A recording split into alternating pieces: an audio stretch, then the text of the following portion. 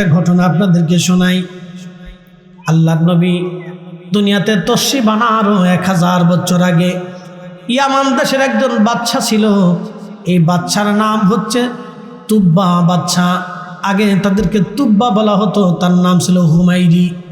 বাদশা হুমায়রি ইয়ামানের বাদশাদেরকে আগে তুব্বা বলা হতো।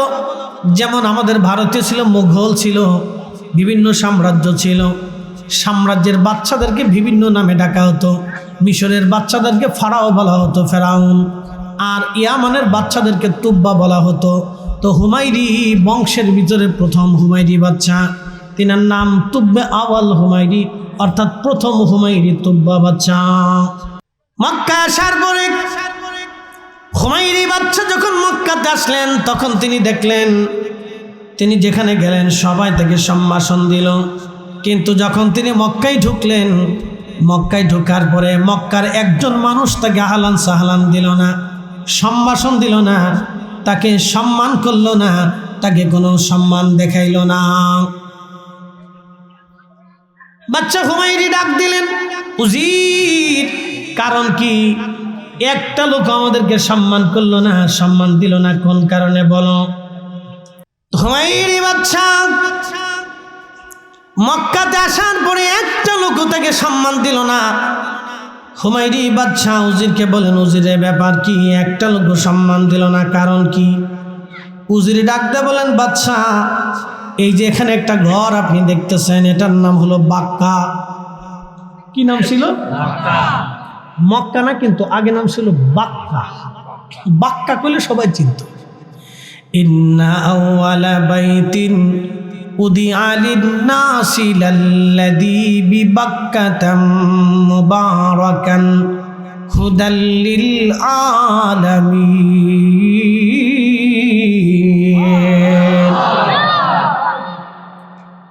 আমার রব বলেন, হাবিব, আমি প্রথম যে ঘর বানিয়েছি বাক্কা, প্রথম যে ঘর বানিয়েছি তার নাম বাক্কা। তামাম সৃষ্টির জন্য এটা হেদায়েতের কেন্দ্রবিন্দু। এজন্য সমস্ত মসজিদের মা হলো কাবা। হুমায়রি বাদশা বলতেছে, বলো কি এই ঘর এত দামি নাকি? বলে, হ্যাঁ, এই ঘর বাক্কা। সারা পৃথিবীর মানুষ এসে এই বাক্কা এসে তাওয়াফ করে, এখানে হজ আদায় করে, নামাজ পড়ে, এখানে তারা দোয়া করে। হুমায়রি বাদশা বললেন, তাহলে এই বাক্কা ঘর আমি রাখবো না, এটা ভেঙে ফেলে দিব। যখন এই নিয়ত করলেন, আমার রব তার উপরে গজব আল্লাহ নাজিল করলেন। তার একটা রোগ হলো, তার পেশাবের রাস্তা দিয়ে পেশাব করার সময় রক্ত বের হয়, পুজ বের হয়। একসাথে বলবেন আল্লাহু আকবার। গজব কার? পেশাবের রাস্তা দিয়ে রক্ত বের হয়, পুজ বের হয়। আবার চোখের কোনা দিয়ে, কানের ভিতর দিয়া, পায়খানার রাস্তা দিয়া তার রক্ত পুজ বের হতে লাগলো, গন্ধ ছড়াই গেল। গন্ধের কারণে মানুষ যেতে পারে না। খোদাই গজব। বড় বড় আলেম ওলামা, পাদ্রী, গণক যারা ছিল ওই সময়, দার্শনিক, তাদেরকে ডাকা হলো। রক্ত পুজগুলি পরীক্ষা করে তারা বলল, বাচ্চা, সর্বনাশ হয়ে গেছে। এই গজবটা, এই রোগটা দুনিয়ার কোনো রোগ না, এটা আসমানি রোগ। আপনার অনেক বড় সমস্যা হয়ে গেছে বাচ্চা, সর্বনাশ হয়ে গেল বাচ্চা। আপনি দ্রুতগতিতে কোনো বদ নিয়ত করেছেন, এই বদ নিয়তের কারণে আল্লাহ আপনার উপরে বেজার হয়ে গেছে। আপনি তাড়াতাড়ি করে আপনি বদ নিয়ত থেকে তওবা করেন। তওবা না করা পর্যন্ত এই রোগ কখনো সারবে না। পৃথিবীর কোনো ঔষধে এই রোগের শেফা নাই। একসাথে বলবেন আল্লাহু আকবার। এই জন্য একটা কথা মনে রাখবেন, সারা পৃথিবীতে মহাযুদ্ধ হবে, কিন্তু কাবায় কেউ ঢুকতে পারবে না। সারা পৃথিবীতে মহাযুদ্ধ হবে, কিন্তু কেউ মদিনাতে ঢুকতে পারবে না। এটা মনে রাখবেন। সারা পৃথিবীতে মহাযুদ্ধ হবে, শুধু যুদ্ধ না। সহিহ বুখারীর কিতাবুল ফিতানে রাসূল করিম বলছেন, বর্তমান যে ফরাত নদী দেখতেছেন, এই ফরাত নদীর পানি শুকিয়ে যাবে। পৃথিবীতে দুইটা নদী সরাসরি জান্নাত থেকে, একটা ফরাত নদী আর একটা নীল নদী। ফরাত নদী, নীল নদী। পৃথিবীতে কখনো এই নদী কখনো শুকায় নাই। পদ্মা, মেঘনা, যমুনা শুকিয়ে যাবে, কিন্তু ফরাত কখনো শুকাবে না, নীল কখনো শুকাবে না। অথচ মরুভূমির ভিতর দিয়ে নদী এসে গেছে। এই দুই নদী কখনো শুকাবে না, কিন্তু কিয়ামতের আগে ফোরাত শুকিয়ে যাবে, নদীর ভিতরে স্বর্ণের পাহাড় ভেসে উঠবে, ওই স্বর্ণকে কেন্দ্র করে যুদ্ধ শুরু হবে। সারা পৃথিবীতে যুদ্ধ ছড়িয়ে যাবে, প্রত্যেক 100 জনে 99 জন মারা যাবে, একজন বেঁচে থাকবে। যারা বেঁচে থাকবে তারা পাক্কা ঈমানদার। কয়জন মারা যাবে? 99 জন। যুদ্ধ করতে করতে শেষ, মহাযুদ্ধ হবে, কিন্তু মক্কা এবং মদিনাতে যুদ্ধ ছড়াবে না। এটাকে আল্লাহ নিরাপদ রাখবে, ফেরেশতা দিয়ে পাহারা দিবে। একসাথে বলা যাবে না আল্লাহু আকবার? এই দুইটা জায়গাকে আল্লাহ নিরাপদ রাখবে, ফেরেশতা দিয়ে পাহারা দেবে। বলেন, রসুলের কথা কোনোটা মিথ্যা হইছে? আগামীতে হওয়ার সম্ভাবনা আছে নাকি? কোনো সুযোগ নেই। সাদাকাল্লাহুল মাওলানাল আযীম, আল্লাহ সত্য বলেছেন। ওয়া সাদাকা রাসূলুহুন নবিয়্যুল কারীম, রাসূল সত্য বলেছেন।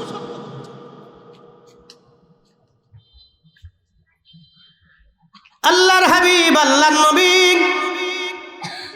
ডেকে বলেন, হুমায়রি বাদশাহ তওবা থেকে নিয়ত করলেন, রব্বুল আলামিন আমি তওবা করলাম, আল্লাহ ভুল করে ফেলছি, তোমার ঘর ভাঙতে চাইছি। আল্লাহ তোমার ঘর তো ভাঙবই না, তোমার ঘরের খেদমত হিসেবে প্রত্যেকটা বাসিন্দাকে আমি 7টা করে স্বর্ণ মুদ্রা দিয়ে যাব, আর তোমার ঘরের মধ্যে আমি গিলাফ চড়াবো। গিলাফ, এই যে কাবাতে গিলাফ দেখেন না, উনি প্রথম গিলাফ চড়িয়েছেন, এর আগে কোনো গিলাফ ছিল না। এই গিলাফের ইতিহাস আজকে শোনাইতেছি। কাবাতে গিলাফ দেখছেন নি আপনারা? কালো গিলাফ আছে না, এই গিলাফ উনি প্রথম চড়িয়েছেন, এর আগে কেউ এই গিলাফ চড়ায়নি। এই হুমায়রি বাদশাহ তিনি ডাক দিয়েছেন, আল্লাহ আমি তোমার ঘরের উপরে গিলাফ চড়াবো, তোমার ঘর থেকে আমি চাদর আবৃত করে দিব। উনি সর্বপ্রথম রেশমের কাপড় দিয়া, স্বর্ণ খচিত কাপড় দিয়া, স্বর্ণ খচিত কাপড় দিয়া, রেশমের কাপড় দিয়া আল্লাহ তার রোগ ভালো করে দিলেন। তিনি প্রত্যেক বাসিন্দাদেরকে 7টা করে স্বর্ণ মুদ্রা দিলেন। হেরেমবাসীদেরকে ডাকলেন, সবাইকে ডেকে এনে তিনি ওই সুন্দর রেশমের কাপড় দিয়া, স্বর্ণখচিত কাপড় দিয়া তিনি সর্বপ্রথমে কাপড় উপরে গিলাফ চড়াইলেন। একবার জোরে বলা যাবে কি মারহাবা?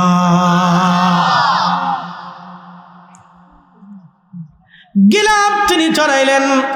1000 বছর আগে গিলাফ চড়ানো শুরু হলো। এই যে গিলাফ চড়ানো শুরু হলো, আর কোনোদিন গিলাফ থেকে কাবাকে মুক্ত করা হয় নাই, ওই গিলাফে কাবাকে আবৃত রাখা হয়েছে।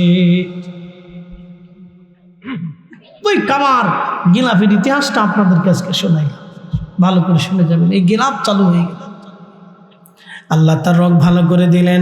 তিনি হেরেম থেকে রওনা দিয়ে মদিনাতে গেলেন, বর্তমান ইয়াসরিব, বর্তমান মদিনা, আগে নাম ছিল ইয়াসরিব। যখন এইখানে গেলেন, ছেলে হত্যার প্রতিশোধ তিনি নেবেন, সাথে লক্ষ লক্ষ সৈন্য সামন্ত লোক লস্কর নিয়ে তিনি বিরাট বাহিনী নিয়ে মদিনার উপরে ঝাঁপিয়ে পড়লেন, ইয়াসরিবের উপরে ঝাঁপিয়ে পড়লেন, ঘিরে ফেললেন। প্রত্যেকটা ইয়াসরিববাসীকে তিনি হত্যা করে ফেলবেন।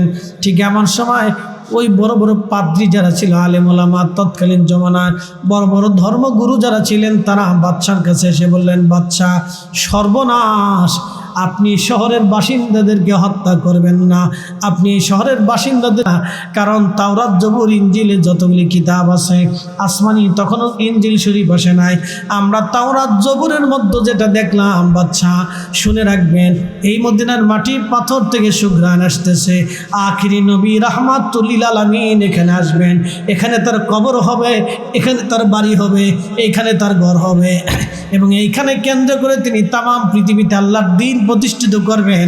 একবার জোরে বলা যাবে কি সুবহানাল্লাহ? মনোযোগ দিয়ে, বাদশাহ আপনি এই শহরের বাসিন্দাদেরকে হত্যা করেন না। বাদশাহ আপনি শহরের বাসিন্দাদেরকে হত্যা করবেন না। এই শহরে আখিরি নবী আসবে, এই শহরে রাহমাতুল লিল আলামিন আসবে, আপনি শহরের কাউকে হত্যা করবেন না, মারবেন না, সর্বনাশ হয়ে যাবে আপনার। বাদশাহ বলতেছেন, হ্যাঁ তাহলে বলো আখিরি নবী কবে আসবে? বাদশাহ এই নবীর গুণগান যখন জানতে পারলেন, শাম যখন শুনলেন বাচ্চার দিল নরম হয়ে গেল। তিনি বললেন, ঠিক আছে, আমি আমার সন্তান হত্যার প্রতিশোধ নিব না। তাহলে বলো কবে নবী আসবে? বলে কবে আসবে সেটাও জানা যায় না, তবে নবী আসবে, তার জন্ম হবে মক্কাতে, হিজরত হবে মদিনাতে, এইখানে তিনি বসবাস করবেন, এইখানে তার কবর হবে, রওজা হবে, এখানে তার রওজা শরীফ হবে, এখানেই তিনি থাকবেন কিয়ামত পর্যন্ত। তার এবং তার উম্মত তামাম পৃথিবীর শাসন করবে, কিয়ামত পর্যন্ত তার ধর্ম চলতে থাকবে, কিয়ামত পর্যন্ত তার আদর্শ চলতে থাকবে, কিয়ামত পর্যন্ত তার উম্মত ছাড়া পৃথিবীতে ছড়িয়ে ছিটিয়ে থাকবে। কিয়ামত পর্যন্ত তার এই ধর্ম বিধান আনিত, তার জীবন বিধান কিয়ামত পর্যন্ত চলতে থাকবে। বাচ্চা, এই শহরের বাসিন্দাদেরকে আপনি মারবেন না। বাচ্চা বললেন, ঠিক আছে বুঝলাম, কিন্তু আমি ওই নবীর জন্য কি খেদমত করতে পারি বলো? আমি তো আমার দেশে ফিরে চলে যাব, তাহলে তোমরা কতজন আলেম এখানে থাকবা? তখন তারা বলল, বাচ্চা আমরা এখানে 400 জন আলেম আছি। বাচ্চা বললেন, তোমাদের 400 জনের জন্য 400টা বাড়ি আমি আমার অর্থায়নে বাড়ি নির্মাণ করে দিব, আর আখিরি নবী যেহেতু হিজরত করে আসবে, আমি ওই নবীর জন্য একটা বাড়ি বানায় রাখবো। আল্লাহু আকবার। বাচ্চা আওয়াল হুমায়রি তুব্বা বাচ্চা, তিনি সুন্দর করে 400 আলেমের জন্য 400টা বাড়ি বানাইলেন। 400 আলেমের জন্য 400টা বাড়ি হলো। সর্বশেষ আমার রসুলের জন্য একটা বাড়ি নির্মাণ করলেন। তিনি একটা চিঠি লিখলেন, ইয়া রাসূলুল্লাহ, ইয়ামানের হুমায়রি বংশের তুব্বা আওয়াল হুমায়রি আমি বলতেছি, নবীজি আমার পক্ষ থেকে আপনাকে সালাম। আমি শুনছি আপনি দুনিয়াতে আসবেন, এইখানে আপনার বাসস্থান হবে, এইখানে আপনার হিজরত হবে, এইখানে আপনার কবর হবে, আপনার আনিত ধর্মবিধান আপনি জমিনে প্রচার করবেন। হুজুর, আমি আপনার জন্য একটা বাড়ি নির্মাণ করেছি, আমার পক্ষ থেকে সালাম গ্রহণ করবেন, আর আমি আপনার উপরে ঈমান এনেছি, আপনি দয়া করে আমাকে উম্মত হিসেবে কবুল করে নেবেন। কিয়ামতের ময়দানে আপনি আমাকে সুপারিশ করবেন। একবার জোরে বলা যাবে কি আল্লাহু আকবার? শুধু নাম শুনেই ভালোবেসে ফেলছে, শুধু নাম শুনেই মহব্বত করে ফেলছে, আর আমরা উম্মত হয়েও ভালোবাসতে পারছি না। কি ব্যর্থতা আমাদের, চিন্তা করেন তো। এত বড় বাচ্চা নাম শোনার সাথে সাথেই মহব্বত করে ফেলছে। শুধু মহব্বত করেই নাই, রসুলের জন্য বাড়ি নির্মাণ করছে, আলেমদের থাকার জন্য জায়গা করে দিছে। সে এতগুলি আলেমকে সম্মান করছে। তৎকালীন সময়ে মূসা আলাইহিস সালাতু ওয়াস সালামের ধর্মবিধানের উপরে যারা আলেম ছিল তাদেরকে সে সম্মান করছিল। এই আলেমদেরকে বাড়ি বানাই দিলেন। বাড়ি বানাই দেওয়ার পরে বাচ্চা হুমায়রি তিনি চলে গেলেন, চিঠিটা রেখে গেলেন।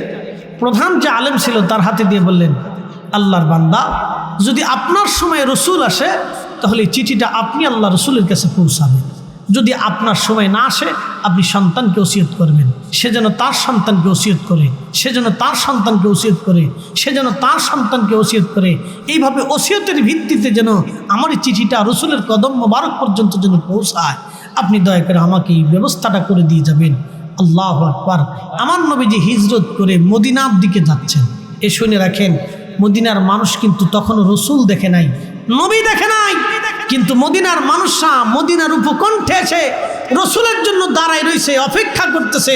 দিন যায় রাত আসে, রাত যায় দিন আসে, দিন যায় রাত আসে, রাত যায় দিন আসে, দিন যায় রাত আসে, দিন যায় রাত আসে, রাত যায় দিন আসে। এইভাবে অপেক্ষা করতে করতে করতে করতে করতে করতে একদিন দেখতেছে আল্লাহর নবী উটের পিঠের উপরে সানিয়া পর্বতের পাদদেশ দিয়ে নবী হেঁটে হেঁটে হেঁটে হেঁটে মদিনার দিকে যাচ্ছে। ঠিক তখনই মদিনার বাচ্চারা খেজুরের পাতার খেজুরের ডাল ভেঙ্গে এই খেজুরের ডালগুলি হাতের মধ্যে নিয়ে লাড়াচ্ছিল আর বলতেছিল, তলা আল বাদরু আলাইনা মিন সানি বাতিল বেদা ওয়াজাবা শুকরু আলাইনা মাদআ লিল্লাহি দা। একসাথে বলা যাবে না মারহাবা? ওরা কি জীবনে রসুল দেখেছিল? কিন্তু রসুলের মহব্বতে দিল উজাড় হয়ে গেল। কারণটা কি? মক্কার মানুষ নবী দেখলো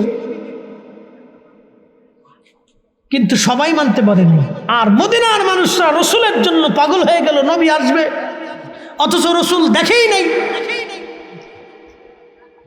নবী দেখেই নাই।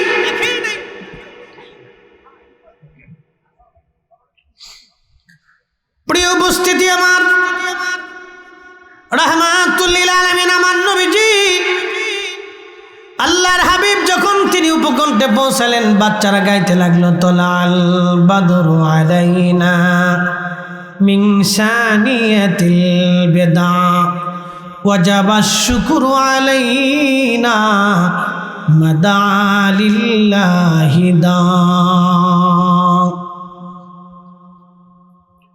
আল্লাহর নবী পৌঁছাইলেন, সমস্ত মদিনার বাচ্চা কাচ্চা, নারী পুরুষ মহিলা বৃদ্ধরা রসুলের সামনে দাঁড়ায় গেল। খুব আনন্দিত হই হুল্লা লেগে গেল মদিনায়। ঈদের চেয়ে বেশি আনন্দ, মদিনার রাস্তাঘাট বাড়িঘর পরিষ্কার হয়ে গেল। বাচ্চারা এসে বলতেছি, ইয়া রাসূলুল্লাহ, আপনি আমাদের বাড়ি আসেন, আমাদের বাড়ি আমার মা পরিষ্কার করে রাখছে, আপনি আমাদের বাড়ি থাকবেন।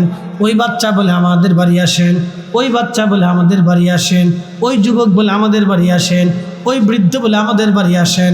সবাই বলতেছি, ইয়া রাসূলুল্লাহ, আপনি আমাদের বাড়ি আসেন, আপনি আমাদের মেহমান হন, আপনি আমাদের বাড়ির মেহমান হন, আপনি আমাদের মেহমান হন, আমরা জান মাল দিয়ে আপনার সেবা করব। একসাথে বলেন, জোরে বলেন। এই জন্য সারা পৃথিবীর মানুষ একরকম, মদিনার মানুষ আর একরকম। আপনি যদি দেখেন মদিনার মানুষ মেহমান প্রিয়, খুব মেহমান প্রিয়, হাজিদেরকে এরা বেশি খেদমত করে, বিরাট মেহমান প্রিয়, আর শরীফ ভদ্র নম্র এত বিরাট, আপনি সারা পৃথিবীতে মদিনার মানুষের মতো ভদ্র মানুষ কোথাও খুঁজে পাবেন না, পৃথিবীর কোথাও খুঁজে পাবেন না। আপনি সারা পৃথিবী তন্ন তন্ন করে খুঁজবেন, মদিনার বাচ্চাদের মতো এত ভদ্র বাচ্চা পৃথিবীর কোথাও পাবেন না।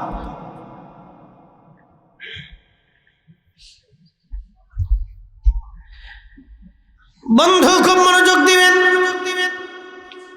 প্রিয় নবী ডাক দিয়ে বললেন, সাহাবীরা, আমি কার বাড়ি যাব কে বেজার হবে না, আমি আমার উট ছেড়ে দিলাম, আমার উট যার বাড়ি যাবে আমি রাসূল তার বাড়ি থাকবো। বলবেন না মারহাবা? উট ছেড়ে দিছে, উট ছেড়ে দিছে। উটের নাম কাসওয়া। হেঁটে হেঁটে হেঁটে হেঁটে যায়। আল্লাহর নবী বলতেছিলেন, আমার সাহাবীরা, রে তোমরা শোনো, জিবরাইল আমিনরা আমার আল্লাহ পাঠাই দিয়া বলেন, উটের কান ধরে নিয়ে যাবা আইয়ুব আনসারীর বাড়ি, ওইখানে নিয়ে তারে বসাইবা। সুবহানাল্লাহ। জিবরাইল আলাইহিস সালাম উটের কান ধরে, কাসওয়ার কান ধরে নিয়ে হযরত আইয়ুব আনসারী রাদিয়াল্লাহু আনহুর বাড়ির সামনে বসাই দিছে। ওই বাড়িতেই সেই 1000 বছর আগে বাদশা নির্মাণ করেছে। একসাথে বলেন আল্লাহু আকবার। আরেকটু জোরে। এই জন্য কথা বলে, কথা বলে, রক্ত কথা বলে, রক্ত কথা বলে। সেই 400 আলেম যারা ছিল ইশকে রাসূলের মহব্বতে, তাদের রক্ত তখনও পৃথিবীতে ছড়িয়ে ছিটিয়ে সারা মদিনাতে ছড়িয়ে গেল। তারা এসে বলতেছে, ইয়া রাসূলুল্লাহ, আপনি আমাদের কাছে আসেন। আল্লাহর নবীকে আইয়ুব আনসারী রাদিয়াল্লাহু আনহু সম্ভাষণ দিলেন। এই মিসকিনের ঘরে রাহমাতুল লিল আলামিন, ওনার ঘরটা ছিল দ্বিতল বিশিষ্ট, 2 তলা বিশিষ্ট। শুনে যাবেন, ঘরটা 2 তলা বিশিষ্ট ছিল। আল্লাহ রসুল তাকে, নবীজি তাকে, আইয়ুব আনসারী নবীজিকে সম্ভাষণ করে ঘরে নিয়ে গেলেন। রসুল বলেন, আইয়ুব আনসারী, তুমি উপরে যাও, আমি নিচে থাকি। বলে, সাহাবীরা আসবে, সবাই আসলে দেখা সাক্ষাৎ হবে, উপরে যাইতে তো কষ্ট হবে, এত তার আধুনিক বিল্ডিং ছিল না, তো উপরে যাইতে আমার সাহাবীদের সাথে কথাবার্তা বলতে আমার কষ্ট হবে, তারপর তাদেরও কষ্ট হবে, অতএব তুমি ওই উপরে যাও, আমি নিচে থাকি। প্রিয় রসুলের কাছে তিনি চিঠিখানা পৌঁছাইলেন। একসাথে বলবেন না মারহাবা? আল্লাহ নবী চিঠিখানা পড়লেন, পড়ার পরে বললেন, নেক বক্স বাদশা হুমায়রিকে আমি কবুল করে নিলাম। একসাথে বলবেন আল্লাহু আকবার। নেককার বাদশাকে আমি কবুল করে নিলাম। নেককার বাদশা যে আমাকে সম্মান দেখাইছে, আমার কথা শুনে, আমার ইজ্জত দেখিয়ে তার নিজের সন্তানকে যারা মানলো তাদের প্রতিশোধ সে নেয় নাই। বরং আর ওই জায়গাকে সমৃদ্ধ করে থাকার ব্যবস্থা করে দিয়ে গেল, আমি তাকে মঞ্জুর করে দিলাম। সেই বাদশার বংশধর, সেই আলিমদের বংশধর ছিলেন হযরত আইয়ুব আনসারী রাদিয়াল্লাহু আনহু। রসুলকে পাওয়ার পরে পাগল পড়া হয়ে গেল। রসুল আমার মেহমান, উপরে গেছে, শুনে যান তার জীবনী, উপরে গেছে। উপরে যাওয়ার পরে আইয়ুব আনসারী এবং তার স্ত্রী দুইজনে বলতেছে যে আমরা উপরে থাকবো, রসুল নিচে থাকবে, এটা কি করে হয়? দেখেন চেতনা কত চমৎকার, যে আমরা নিচে থাকবো, উপরে থাকবো, আর রসুল নিচে থাকবে, এটা কেমন করে হয়? উপরে যাইতে হুকুম কে দিছে? আল্লাহর নবী নিজে দিছে। উপরে যাইতে হুকুম কিন্তু আল্লাহর নবী নিজে দিছে। হযরত আইয়ুব আনসারী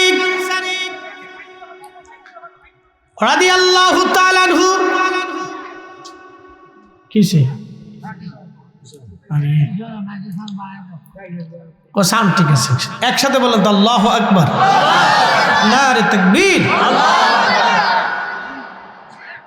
লা হাওলা, আমার সাথে বলেন লা হাওলা ওয়ালা কুওয়াতা ইল্লা বিল্লাহ, লা হাওলা ওয়ালা কুওয়াতা ইল্লা বিল্লাহ। আইয়ুব আনসারী উপরে, নবী নিচে। আইয়ুব আনসারী বলতেছে হুজুর, স্বামী স্ত্রী দুইজন বলতেছে কি করে আমরা উপরে থাকবো বলো? নবীজি নিচে, আমরা উপরে, এটা হতে পারে না, না হতে পারে না। রাতটা ভর চিন্তায় পড়ে গেলেন। স্বামীর স্ত্রী উপরের তালার একবারে কোনায় চলে গেলেন, যাতে বেয়াদবি না হয়, একবারে কোনায় চলে গেলেন। দুইজন কোনরকম কম্বল পেঁচিয়ে কুচুমুচু হয়ে রাত্রিবেলা বসে রইলেন। সারা রাত স্বামী স্ত্রী ঘুমান নাই। রসুল নিচে, আমরা উপরে, এটা কেমন করে হয়? নবী নিচে থাকবে, আমরা উপরে থাকবে, এমন কেমন করে হয়? সকালবেলা দুইজন নিচে নেমে আল্লাহর হাবিবকে ডাক দেয়, বলেন ইয়া রাসূলুল্লাহ, বেয়াদবি মাফ করবেন, রসুল নিচে থাকবে আর আমরা উপরে থাকবে, এটা হতেই পারে না। হুজুর আমরা মরে যাব, তারপরও উপরে থাকা সম্ভব হবে না। ইয়া রাসূলুল্লাহ, বেয়াদবির হবে এই ভয়ে আমরা সারা রাত ঘুমাইতে পারি নাই, আমরা রুমের এক কোণাতে কুচুমুচু হয়ে বসেছিলাম। হুজুর আপনি দয়া করে উপরে চলে যান, আমরা নিচে থাকব। আল্লাহর নবী তাদের দিকে লক্ষ্য করে উপরে চলে গেলেন। চিন্তা করলেন হ্যাঁ কথা তো ঠিক, তাদের কষ্ট হবে, নবী তাদের কষ্ট দিতে চান না। আল্লাহর নবী উপরে চলে গেলেন।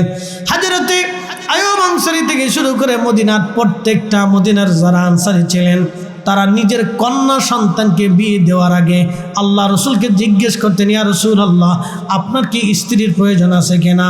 যদি থাকে তাহলে আমাদের ঘরে মেয়ে আছে। আল্লাহর নবী না করলে তারপরে ওই মেয়েকে অন্য কোথাও বিয়ে দিতেন, কারণ আল্লাহ রসুল তো কোনো কাম পিপাসা নিবারণ করতেন না। সুন্দরী নারী দেখলেই রসুলের বিয়ের প্রয়োজন ছিল না, কারণ আম্মাজান আয়েশাকে নবী 40 বছরে বিয়ে করেছেন, আম্মাজান সাউদাকে নবী প্রায় 70 বছর বয়সে বিয়ে করেছেন। একবার জোরে বলা যাবে কি আল্লাহু আকবার। কিন্তু মদিনার মানুষ এত আদাবি ছিলেন যে রসুলকে জিজ্ঞেস করতেন, হুজুর আমাদের কোনো মেয়ে আপনার পছন্দ হয় কিনা?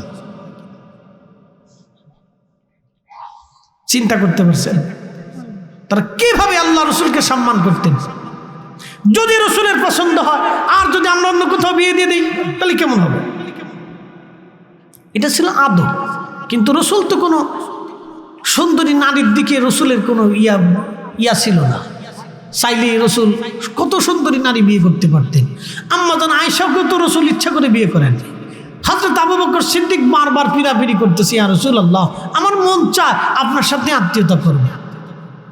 বলে কাকে বিয়ে দেবো? বলে আয়েশাকে। বলে সে তো কুমারী, ছোট্ট। বলি ইয়া রাসূলুল্লাহ তারপর আপনি বিয়ে করেন। আচ্ছা বলেন তো, একটা বাবা বারবার বলতেছে আপনি বিয়ে করেন, বিয়ে করেন, বিয়ে করেন। আল্লাহ রসুল বিয়ে করলেন, বয়স 5 বছর। একসাথে বলবেন না মারহাবা। 5 বছর বয়সে একটা মেয়ে কি বুঝে? বিয়ে হলো। 9 বছর বয়সে আল্লাহ নবী ঘরে নিয়ে আসছেন। 9 বছর বয়স থেকে হযরত আম্মাজান আয়েশা সিদ্দিকা রসুলের খেদমত করেছেন। এটা রসুল করিম সাল্লাল্লাহু আলাইহি সাল্লামের প্রতি সাহাবা কিরামের অনাবিল মহব্বত ছিল, হৃদয় থেকে ভালোবাসতেন। এই জন্য আল্লাহ বলছেন, কুল হুজুর আপনি বলে দেন, ইন কুনতুম তুহিব্বুনাল্লাহ ফাত্তাবিউনি। একসাথে বলা যাবে না? আল্লাহু আকবার। আল্লাহু আকবার ওয়ালিল্লাহিল হামদু। বিসমিল্লাহির রাহমানির রাহিম।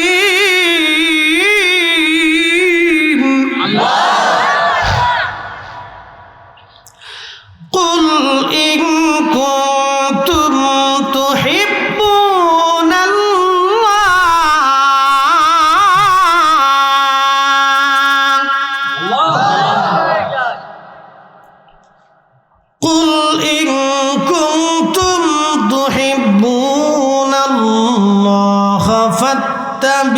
فاتبعوني يحببكم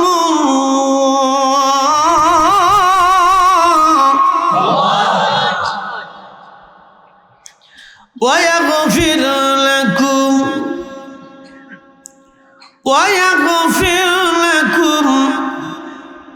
ذنوبكم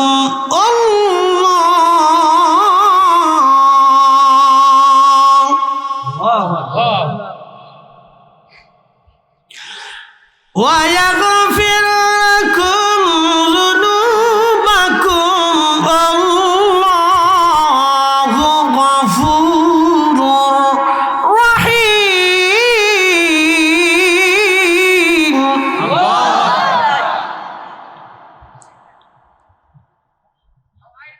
আল্লাহ ডাক দিয়ে বলেন, কুল, হুজুর আপনি বলে দেন, ইন কুনতুম তুহিব্বুনাল্লাহ, কেউ যদি আল্লাহকে ভালোবাসতে চায়। কি চমৎকার কথা! আল্লাহকে কেউ যদি ভালোবাসতে চায়, কেউ যদি বলে আমি আল্লাহকে ভালোবাসি, হুজুর আপনি বলে দেন ফাত্তাবিউনি, সেজন্য আপনি নবীর ইত্তেবা করে, অনুসরণ করে। অনুসরণটা দিলের মোহাব্বত থেকে আসে, মোহাব্বত থেকে আসে, ভালোবাসা থেকে অনুসরণ আসে। এই ভালোবাসাটা দুই ধরনের, একটা হলো মোহাব্বতের সিফাতি আর একটা মোহাব্বতের জাতি। মোহাব্বতের জাতি মদিনার মানুষ করতেন, সিফাতি তো ছিলই।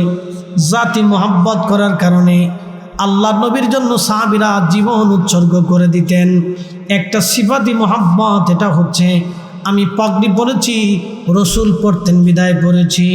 আমি দাড়ি রেখেছি, রসুল রেখেছিলেন বিদায় আমি রেখেছি। আমি ঢিলে ঢোলা পোশাক পরেছি, রসুল পরেছিলেন বিদায় আমরা পড়েছি। আমরা ডান হাতে খাবার খাই, খ্রিস্টানরা বাম হাতে খাবার খাই। আল্লাহ নবী ডান হাতে খানা খেয়েছিলেন বিদায় আমরা খাই। নবীজি খাবার পরে আঙ্গুল চেটেছিলেন বিদায় আমরা এখনো চাটি। তিনি বাসন চেটে খেয়েছেন বিদায় আমরা চেটে খাই। আল্লাহ নবী দস্তরখানা বিছাইছিলেন বিদায় আমরা বিছাই।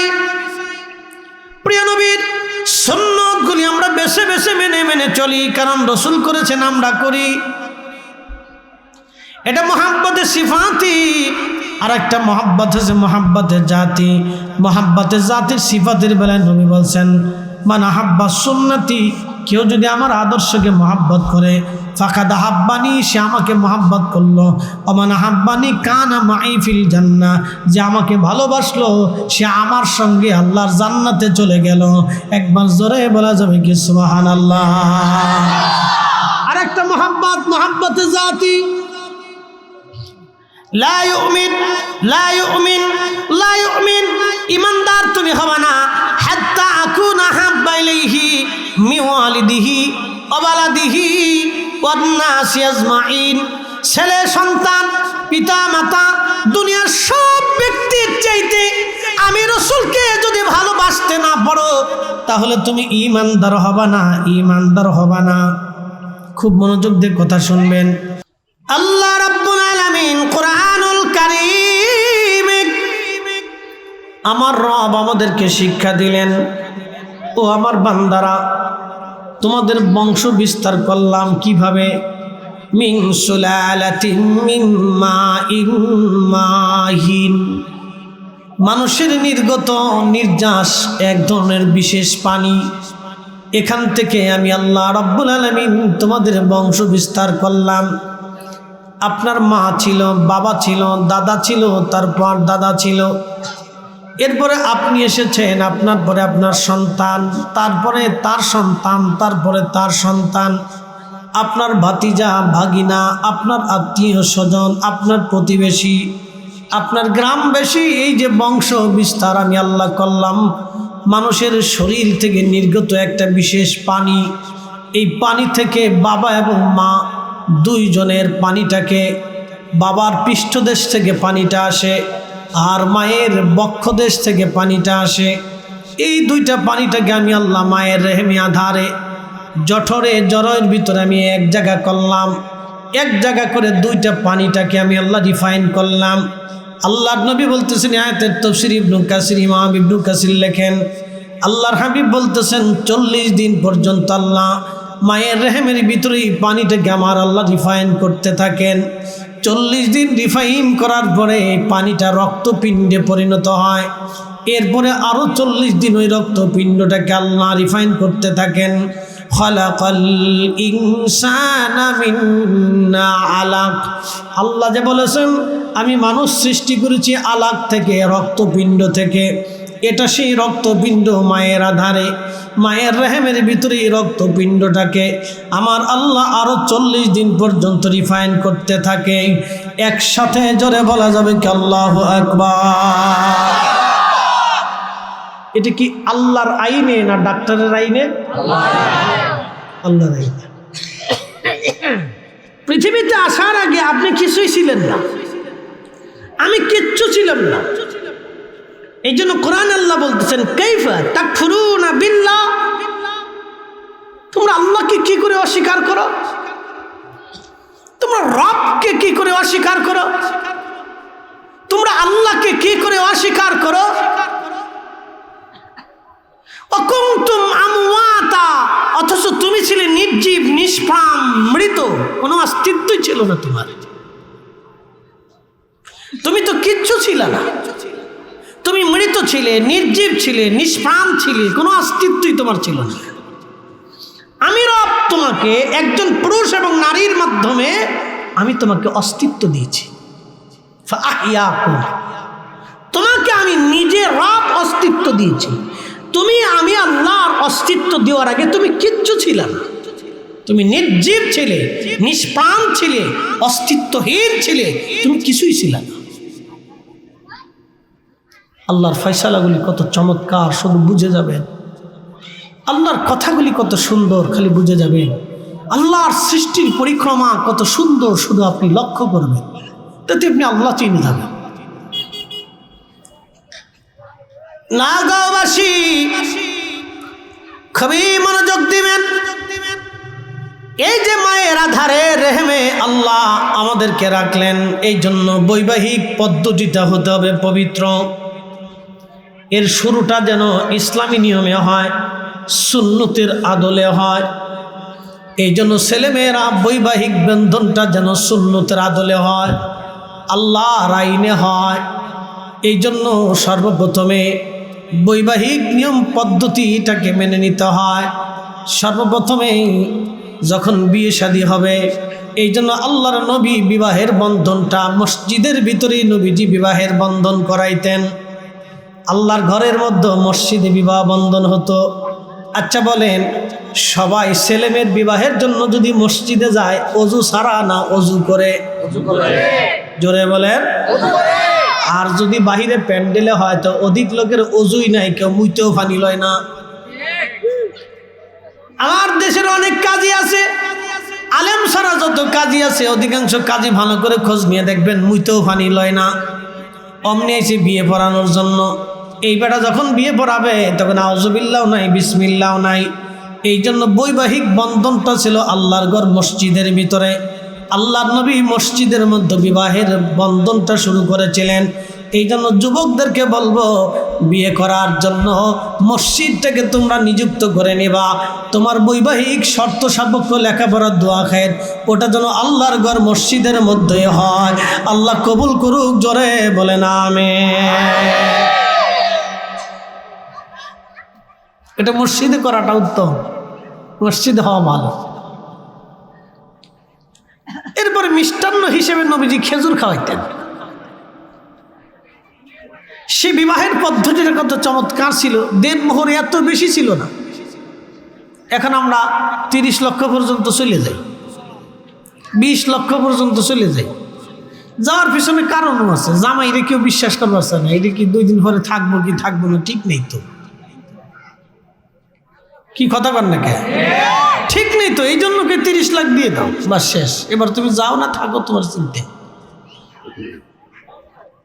এই জন্য 40-50 লাখও চলে গেছে, দিয়ে যাও। হাজিরিন, নোয়াগাঁওবাসী, বৈবাহিক বন্ধনটা পবিত্রতার মাধ্যমে এটা যেন হয়। কারণ বিসমিল্লাহ যদি অপবিত্রতা আসে তখন আমাদের দুনিয়ার আশাটা, এর ভিতরে বিরাট বড় ঝামেলা। এই জন্য পবিত্রতার বন্ধন, এই বৈবাহিক বন্ধন, বিবাহটা আমাদের দেশের অনেকেই ভাবে বিবাহটা মনে হয় এটা দুনিয়াবি কোনো আনন্দ। কেউ আবার চিন্তা করে এটা আমার নিজের কাম খাইশ পুরো করার জন্য। না না বন্ধু, আমি আমার সবাইকে বলে যাচ্ছি, মায়ের জাতিরা, আমার বোনের জাতিরা, আপনারা যারা শুনতেছেন শুনে নেবেন। যুবক ভাইরা খুব মনোযোগ নেবেন। বিবাহটা শুধু দুনিয়াবি স্বার্থ এখানে লুকায়িত থাকে না। এই বিবাহের পিছনে আপনার বংশ, আপনার রক্ত এবং আপনার সন্তান, আপনার পরিবার, আপনার পরবর্তী নসল এখানে দৃশ্যমান থাকে। আপনার পরবর্তী নসল এখানে দৃশ্যমান থাকে। আপনার বংশ, আপনার সন্তান আসবে, নাতি আসবে, পুতি আসবে, তাদের হালাল বৈধতা এখানে দৃশ্যমান থাকে। শুধু বিবাহটা মানে শ্বশুর বাড়ি যাওয়া, আত্মীয় স্বজন খাওয়া, আনন্দ ফুর্তি করা, বিবাহটা এখানেই না। একটা পবিত্র জীবন হবে। স্ত্রী হবে আপনার অর্ধেক, আপনি স্ত্রীর অর্ধেক, স্বামী আপনার অর্ধেক, আপনি স্বামীর অর্ধেক, আপনি স্বামীর পোশাক, স্বামী আপনার পোশাক, বন্ধু স্ত্রী আপনার পোশাক, আপনি স্ত্রীর পোশাক, দুইজন দুইজনের লেবাস, দুইজন দুইজনের পোশাক। এই যে জীবনের একটা সুন্দর দৃশ্যমান অংশ, কি দৃশ্যমান? বৈবাহিক পবিত্র বন্ধন। শুনে যাবেন, ভালো করে বুঝে যাবেন। স্ত্রী মানে এটা না যে সে আপনার কাজের মেয়ে, স্ত্রী মানে এটা না যে সে আপনার বাড়ির কাজের লোক, সব কাজ সে করবে, বিষয়টি এরকম না। স্ত্রী হচ্ছে আপনার জীবনের অর্ধেক। স্ত্রী মানেই হচ্ছে আপনার পোশাক, স্ত্রী মানেই হচ্ছে আপনার সুখের দিনের সাথী, স্ত্রী মানেই হচ্ছে আপনার দুঃখের দিনের সাথী, স্ত্রী মানেই হচ্ছে আপনার সন্তানের মা, স্ত্রী মানেই হচ্ছে আপনার আগামীর ভবিষ্যৎ বংশধরের বস্তু। সে আপনার বংশধর তৈরি করবে। আমাদের সমাজে যদি স্ত্রীকে এইভাবে দেখতো সবাই, তাহলে তালাক হতো না। আর মেয়েরা যদি স্বামীদেরকে এইভাবে দেখতো, তাহলে তালাক হতো না। যে দেখবেন কোর্টে আদালতে হাজার হাজার তালাক, বাংলাদেশে হাজার হাজার, শুধু বাংলাদেশে না, সারা ওয়ার্ল্ডে তালাকের সংখ্যা বেশি। সারা ওয়ার্ল্ডে তালাকের সংখ্যা বেশি। এত পরিমাণে তালাক, আল্লাহর নবী বলেন, উম্মত তোমরা শুনে নাও, পৃথিবীতে তালাকের সংখ্যা বাড়বে, এটা কিয়ামতের আলামত। 85টা আলামত কোনো বর্ণনায় 75টা আলামতের কথা আল্লাহর নবী বলে গেছেন। তার একটা আলামত হচ্ছে তালাকের সংখ্যা এত পরিমাণে বাড়বে, শুধু তালাক আর তালাক, তালাক আর তালাক, তালাক আর তালাক।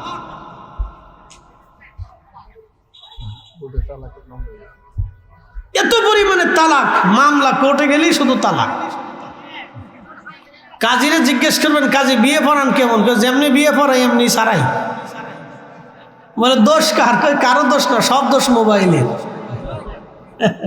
সব দোষ মোবাইল, দোষ কারোই না, সব মোবাইলের দোষ। এই জন্য বিবাহটা একটা পবিত্র বন্ধন। প্রিয় নওগাঁওবাসী, খুব মনোযোগ দিবেন। এই বৈবাহিক পবিত্র বন্ধনটাকে আল্লাহ রাব্বুল আলামিন আমাদের জন্য দিয়ে দিয়ে বললেন, ওয়া খালাকনাকুম মিন যাকারিন ওয়া উনসা, আমি পৃথিবীতে মানব জাতির সৃষ্টি করেছি একজন পুরুষ একজন মহিলার মাধ্যমে, একজন নারী এবং পুরুষ দিয়া। আমি পৃথিবীতে মানব জাতি বানাইলাম।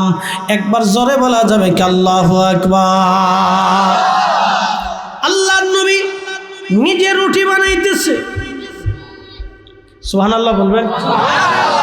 কে রুটি বানায়? আল্লাহ রাসূল। শুধু রুটি বানান নাই, তিনি এমন একজন পার্সন যিনি যুদ্ধের ময়দানের প্রধান সেনাপতি, তিনি রাষ্ট্রপ্রধান, তিনি ধর্মীয় প্রধান, তিনি ইমানের এক অংশ, তিনি রুটি বানাচ্ছেন। তেনার স্ত্রী 11 জন, মসজিদের ইমাম, নামাজ ঠিকমতো পড়াচ্ছেন, জিহাদে যুদ্ধে যাচ্ছেন, রাষ্ট্র পরিচালনা করতেছেন, বিচার সালিশ করতেছেন, সাহাবায়ে কেরামকে দর্শ দিচ্ছেন, শিক্ষা দিতেছেন, আবার স্ত্রীদেরকে সময় দিচ্ছেন, এতিমের হক ঠিকমতো আদায় হলো কিনা দেখতেছেন, রাষ্ট্রে কে খেয়ে আছে না খেয়ে আছে দেখতেছেন। তিনি একমাত্র ব্যক্তি যিনি মসজিদে নববীতে বসে বসে তিনি ওই সময় এক অন্ধকার জগৎ, পৃথিবীর মানুষ অন্ধকারে নিমজ্জিত, নারী সমাজ যখন কাবা ঘরে উলঙ্গ হয়ে তারা তাওয়াফ করত, প্রকাশ্যে নারীরা জেনা করা হতো, প্রকাশ্যে নারীদেরকে হত্যা করা হতো। মোহতারাম, হেরেম শরীফের পাশেই একটা জায়গা আছে যেখানে মানুষদেরকে, নারীদেরকে জীবন্ত কবর দিত। হেরেমের পাশে সেই জায়গাটা এখনো খালি আছে। যদি কোনোদিন যান তো হেরেম থেকে দেখে আসবেন, যারা আপনাদেরকে হজে নেবে জিজ্ঞেস করবেন যে জীবন্ত নারীদেরকে কোথায় কবর দিত। একবারে হেরেমে ঢোকার সময় জাবালে ওমরের পাশ দিয়ে একটু আগে দিয়ে বাম পাশে দেখতে পারবেন, মাত্র 1-2 মিনিট লাগে। যে সময় মানুষ নারীদেরকে জীবন্ত কবর দিত, সেই সময় তিনি, সেই মহান ব্যক্তি, 11 জন স্ত্রী তিনি নিজে গ্রহণ করে নিজে রুটি বানাচ্ছেন। একসাথে বলা যাবেন আল্লাহু আকবার। আম্মা জান আয়েশা বলতেছে, ইয়া রাসূলুল্লাহ আপনার কষ্ট হবে? বলতেছে, আয়েশা রে, আমার কি দায়িত্ব নেই তোমার কাজে সাহায্য করা? আম্মা জান আয়েশা বলতেছে, হুজুর আমার আপনার কষ্ট হবে। প্রিয় নবী বলেন, আয়েশা রে, আমার কি হক নাই, আমার কি দায়িত্ব নাই তোমার কাজে তোমাকে সাহায্য করা? আমারও তো দায়িত্ব আছে। তুমি আমার স্ত্রী, তোমার কাজে সাহায্য করো তো আমারও হক আছে, দায়িত্ব আছে। চিন্তা করেন তো, একজন স্বামী যিনি আল্লাহর নবী 1 নম্বরে রাষ্ট্রপ্রধান, 2 নম্বরে প্রধান সেনাপতি, 3 নম্বর তিনি বিচার সালিশ করেন, 4 নম্বর তিনি শিক্ষা দিচ্ছেন দর্শ, 5 নম্বর তিনি 5 ওয়াক্ত ইমামতি করতেছেন, 6 নম্বর তিনি আবার নিজের কাজ নিজে করে সংসার জুগাচ্ছেন, 7 নম্বর 11 জন স্ত্রী, 11 জন স্ত্রীকে সমান সমান সময় দিলেন, 8 নম্বর এতিম দুস্থ গরিব মিসকিন যা আছে আমার নবী তদারকি করলেন, সারা রাজ্যের ভিতরে যা আছে তদারকি করলেন। 7 নম্বর তিনি এমন একজন ব্যক্তি মহানুভব যিনি রাহমাতুল লিল আলামিন, জীবনে কোনোদিন কোনো যুদ্ধবন্দীকে তিনি কষ্ট দেন নাই। ওনার জীবন যদি আপনি দেখেন তো শুধু আশ্চর্য হবেন যে কি করে সম্ভব। তিনি এক মহানুভব ব্যক্তি, আইব মুক্ত, দোষ মুক্ত, কলঙ্ক মুক্ত, নিষ্কলঙ্ক। আল্লাহু আকবার। ওয়া ইন্নাকা লাআলা খুলুকিন আযীম, মহান চরিত্রের অধিকারী ছিলেন। আল্লাহর জবানের ভাষা একসাথে বলা যাবে আল্লাহু আকবার। স্ত্রী গ্রহণ করেছেন 11 জন, তার ভিতরে একজন আছে বৃদ্ধা, আম্মাজান সাউদা, একবারে বুড়ি, চামড়া ঘুষাই গেছে, চুল পেকে গেছে। আচ্ছা বলেন তো, বুড়ি বৌদি আল্লাহর নবী কি তা করতো? এসে বলতেছে, ইয়া রাসূলুল্লাহ আমি তো একবারে অসহায়, আমার কোনো সম্বল নাই, যদি আপনি স্ত্রী হিসেবে গ্রহণ করেন। আল্লাহর নবী বললেন ঠিক আছে। একজন বৃদ্ধাকে নবীজি তার নিজের দায়িত্বে নিয়ে এসে স্ত্রী হিসেবে গ্রহণ করে সময়টুকুন তাকে বরাদ্দ করলেন। আম্মাজান আয়েশাকে যে সময় দিতেন, আম্মাজান সাউদাকে একই সময় দিতেন। পরে আম্মাজান সাউদা বলেন, ইয়া রাসূলুল্লাহ আমি তো একবারে বৃদ্ধা নারী, তা আমাকে তো এত সময়ের কোনো প্রয়োজন নেই, শুধু দেখা সাক্ষাৎ হলে, কথাবার্তা হলেই তো হবে। হুজুর আমার নির্দিষ্ট রাতের সময়টাকা আপনি আয়েশাকে দিয়ে দেন। একসাথে বলা যাবেন আল্লাহু আকবার। তাদের মানসিকতা কত সুন্দর ছিল, কত চমৎকার ছিল তাদের ইনসাফ, ভাগাভাগির নীতি। আর আমাদের দেশে আপন রক্তের ভাই জমিনে পিটিপিটি করি। কি কথা কর না কেন?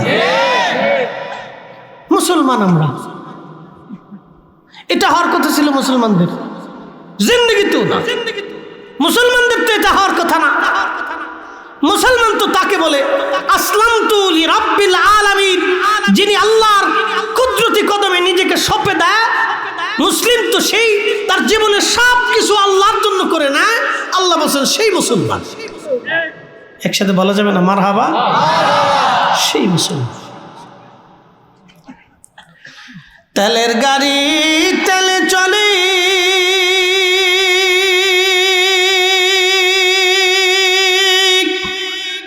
হাওয়ার গাড়ি হাওয়ায় উড়ে, বিনা তেলে চালায় গাড়ি নবী সুলাইমান। আমরা সেই মুসলমান, আমরা সেই মুসলমান। প্রিয় ভাই আমার, আল্লাহর নবী ফাতেমা রাদিয়াল্লাহু আনহার বিয়ে ঠিক করলেন। হযরত ফাতেমা রাদিয়াল্লাহু আনহার তখন মাত্র 18 বছর বয়স। ফাতেমার বিয়ে দিলেন নবীজি 18 বছর বয়সে, আর আল্লাহর নবী নিজে বিয়ে করলেন 25 বছর বয়সে। হযরত ফাতেমার সাথে আলীর বিয়ে ঠিক হলো। ফাতেমা ঘরের এক কোনায় বসে বসে কান্না করতেছিলেন। নবীজি ফাতেমা রাদিয়াল্লাহু আনহার কাছে গেলেন, ফাতেমা রে, তুমি কেন কান্না করো? চোখের পানি মুছে ফেলো ফাতেমা, কান্না করিও না। আমি জানি তুমি দুঃখে কান্না করো। আলীর মতো গরিব ছেলের সঙ্গে আমি তোমার বিয়ে দিলাম। ফাতেমা রে, আমি ইচ্ছা করলে মদিনার ধনী পরিবারে তোমাকে বিয়ে দিতে পারতাম। ফাতেমা, আমি আলীর সাথে তোমাকে বিয়ে দিয়েছি। ফাতেমা, এই জন্য তুমি কাঁদো, কারণ আলী গরিব, আলী ঘরের মধ্যে তেমন কিছুই নাই। ফাতেমা রে, কেঁদো না, চোখের পানি তুমি মুছে ফেলো রে ফাতেমা। তোমার স্বামী আমি পছন্দ করি নাই, তোমার স্বামী আরশের মালিক আমার আল্লাহ নিজে পছন্দ করেছে। ফাতেমা চোখ মুছে ফেললেন। নবীজি বললেন, আলী তুমি তো বিয়ে করবা, কি আছে তোমার? বলে, হুজুর আমার একটা তলোয়ার আছে, আর একটা ঢাল আছে, আর একটা লোহার বর্ম আছে, যে লোহার পোশাক পরে যুদ্ধ করা লাগতো, ঢাল আছে। নবীজি বলে, না আলী রে, তলোয়ার আর ঢাল তো যুদ্ধের জন্য প্রয়োজন হবে, বর্মটা আপাতত বিক্রি করে দিয়ে ফাতেমার জন্য কিছু পণ্য সামগ্রী কিনে নিয়ে আসো, কিছু সুগন্ধি নিয়ে আসো, কিছু কাপড় চোপড় তুমি কিনে নিয়ে আসো, সম্ভব হলে ঘরের জন্য প্রয়োজনীয় সামগ্রী নিয়ে আসো। ঢাল বিক্রি করতে গেলেন, বর্ম বিক্রি করতে গেলেন, মাত্র 3 দিরহাম দাম হয়। উসমান গনি ডাক দে বলে, না আলী রে, কত দাম হলো তোমার বর্মের? বলে, উসমান মাত্র 3 দিরহাম দাম। বলে, উসমান গনি ডাক দে বলে, না আলী রে, তোমার আমি 270 দিরহাম দিয়ে দিলাম, ওই বর্মটা তুমি আমারে দিয়ে দাও। জোরে বলেন সুবহানাল্লাহ। এই সামান্য টাকা দিয়ে তিনি বিয়ে করতে গেছে। আর আমাদের বিয়ের চলনের বিরাট ফর্সা সাজাই দিচ্ছে, লক্ষ লক্ষ টাকা খরচা করতেছি বিয়েতে, কিন্তু দুঃখের বিষয় ডেক সেটের চোটে সারা গ্রামের মানুষ ঘুমাইতে পারে না, খালি কুকু কাকু কুকু কাকু কুকু কাকু চলে, রাত ভরে কুকু কাকু কুকু কাকু কুকু কাকু। কি কথা কর না কে? রাত ভরে কি চলে? কুকু কাকু কুকু কাকু কুকু কাকু। শয়তানে কার দারুণ সিস্টেম হয়েছে। আমার স্বাস্থ্য ভাইয়ের খালাতো ভাই, কোনো সমস্যা নেই, শয়তানকে আমি বিজয়ী হয়েছি। এই কুকু কাকুর জ্বালায় সারা রাত্রে গ্রামের মানুষ ঘুমাইতে পারে না, চলতেছে। মদিনার নারীরা বিয়ে করার আগে, বিয়ে করার পরে তারা বাসর রাতে কোরআন পড়তো। একসাথে বলবেন আল্লাহু আকবার। তারা কোরআন শরীফ পড়তো, বাসর ঘরে তারা কোরআন পড়তো। হাজিরিন শুনিয়া যান, ফাতেমার বিয়ে কেমন ছোট্ট পরিসরে, জান্নাতের দুলহা দুলহানি সাইয়্যিদাতুন নিসাই আহলিল জান্নাত, তামাম পৃথিবী মাটি খনন করে ফাতেমার মতো এত দামি নারী খুঁজে পাবেন না আপনি। প্রিয় নবী তার জমানে বলেছে সাইয়্যিদাতুন নিসাই আহলিল জান্নাহ, জান্নাতের যত রমণীরই জান্নাতে যাবে সব জান্নাতিনীর সাইয়্যিদিনী সর্দারিনী আমার ফাতেমা, আমার ফাতেমা। তার আজ বিয়ে হচ্ছে একেবারে স্বল্প পরিসরে, কতই দরিদ্রতার হালতে, কোনো রকম কিছু সুগন্ধি এনে সামান্য কিছু কাপড় চোপড় খরচাপাতি করে বাকি টাকাগুলি হযরত আলী আল্লাহর নবীর হাতে দিয়ে দিলেন। জুর বর্ম বিক্রি করে এটা পেয়েছি, কিছু কিনেছি আর কিছু আপনার হাতে দিলাম। আল্লাহর নবী কিছু টাকা আলীর হাতে দিলেন, কিছু অর্থ ফাতেমার জন্য দেনমোহর ধার্য করলেন। একসাথে বলা যাবে কি মারহাবা। যদি কোনোদিন আপনারা যান মসজিদে নববীর বাবু সালাম 7 নম্বর গেট দিয়ে আগে একটু আগে দূরে দূরে আপনি চলে যাবেন হেঁটে হেঁটে, 5 মিনিট সময় লাগতে পারে বাবু সালাম দিয়ে কোনাকুনি যদি হেঁটে চলে যান তাহলে আপনি দেখবেন হযরত আলী রাদিয়াল্লাহু আনহুর বাড়ি মসজিদ আলী। ওটা মসজিদ বানিয়ে রাখা হয়েছে স্মৃতি সংরক্ষণ করার জন্য। ওটাই ছিল ফাতেমা রাদিয়াল্লাহু আনহার বাড়ি। ওইখানে ফাতেমা আলীকে নিয়ে বসবাস করতেন। একটা ছোট্ট খাট ছিল, এই খাটটা তেমন কোনো মজবুত না, দামি কোনো খাট না, একটা সামান্য চৌকির মতো খাট। এটার উপরে কোনো রকম উন্ডা মাদুর বিছিয়ে থাকতেন। একটা কম্বল ছিল, পায়ে ঢাকলে মাথা বের হতো, মাথা ঢাকলে পা বের হয়ে যাইত। দুঃখের সংসারে হযরত আলী কোনোদিন খাবার আনতে পারতেন, কোনোদিন আনতে পারতেন না। আবার দীর্ঘ পথ জিহাদের ময়দানে চলে গেলে বাড়ি কোনো খাবারই থাকতো না। ফাতেমার বহুদিন ক্ষুধার্ত অবস্থায় চলে গেছে, ঘরেতে বাড়িতে চুলার মধ্যে আগুন জ্বলতো না, শুধু পানি আর খেজুর খেয়ে জীবনের বহু সময় ফাতেমার কেটে গেল। আল্লাহু আকবার। সাইয়্যিদাতুন নিসাই আহলিল জান্নাহ। এমনি হয় নাই নারী সমাজ, ভুলে যাবেন না, ভুলে যাবেন না, একদিন কবরে আপনারও জায়গা হয়ে যাবে। পৃথিবীর কত পুরুষ রাজা মহারাজার কবর করে নিচ্ছিন্ন হয়ে গেল, আপনি তো একজন নারী, আপনার কবরের তো কোনো খোঁজই থাকবে না, এটার তো কোনো খোঁজই থাকবে না। কত রাজা মহারাজা বীর পুরুষদের কবর নিশ্চিন্ন হয়ে গেল, সমাধি খুঁজে পাওয়া যায় না। তাদের সমাধির কাছে কুকুর বেড়াল পেশাব করে, ঘাস তরুলতা পাতা জন্মে গেছে। বিরাট বড় প্রাসাদ, বিরাট বড় বড় প্রাসাদ, তাদের প্রাসাদের ভিতরে চামচিকে তেলা পোকা, সাপ বিচ্ছু কুত্তা বিলাই এখন বসবাস করে। কোনো মানুষের কোলাহল নাই। রাত্রিবেলা গেলে ঝিঝি পোকার ঝিঝি শব্দে পুরা বাড়িটা তছনছ হয়। কিন্তু এক সময় লক্ষ লক্ষ সৈন্য দিয়ে বিরাট প্রাসাদ পাহারা দেয়া হতো, কিন্তু রাজা আজরাইল থেকে কেউ তার পাহারা দিয়ে রাখতে পারে নাই। তার প্রাসাদে আজ ঘুম পোকা লেগে ময়লা জমে কোনা কোনা দিয়ে ভেঙ্গে ভেঙ্গে পড়ে গেছে। কত স্মৃতিগুলি নিশ্চিন্ন হয়ে গেছে। এ নারী, আপনার স্মৃতিও পৃথিবীতে থাকবে না, আজ অথবা কাল নিশ্চিন্ন হয়ে যাবে। অতএব সাইয়্যিদা ফাতিমাতুজ জাহরা যেইভাবে জীবন গড়েছেন, ওইভাবে আমাদের জীবন গড়তে পারলে প্রত্যেকটা নারীর সন্তান ইমাম হুসাইনের মতো সৈনিক হতো। কথা বলেন ঠিক কিনা? কিন্তু সমস্যা তো আমাদের গুড়াই দোষ। বিসমিল্লাহ।